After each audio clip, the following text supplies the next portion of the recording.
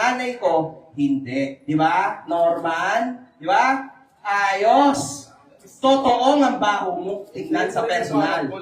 Ang baho mo, ginayupak ka. Hindi mo rin yung warrant mo. Okay, no problem. Haharapin ko yan. Oo, naunahan lang ako eh. Oo, pangit ka kasi. Yan lang pangit Pwede yan. pala yan, unjust vexation, ganito Sorry pala po. kay media.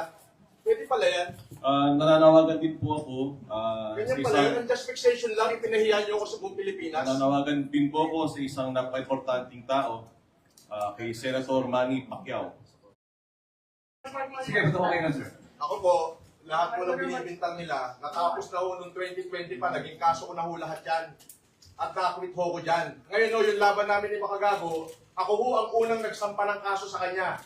Oho, ako ho unang nagsampa, ako ho unang nawaran. So, unjust vexation lang kung ipahiya niyo ako sa buong Pilipinas. Grabe, para akong pumatay. Yung sinasabi niyo marami ko inistapa, 2020 pa lang, dami nang nagsasabi niya, wala naman nagkatotoo, kahit isa. Tapos papahiyain niyo ako, national TV, yung ganito. Rakesyo ako daw ay nagmura kay ganito. Merong dahilan ho yun kung bakit ako nakapagsalita ng hindi maganda sa Huwag isang kang edad. umiyak. Tanga ka. Iyak. Meron nung dahilan yun. Wala. Pero ang totoo niyan, ang justification lang, ipinahiya niyo ako buong Pilipinas na ganito, grabe. Mas mabigat yung kinaso ko sa'yo, hintay mo warrant mo. Deserve mo yan! Deserve! Baho mo! Buti nga sa'yo!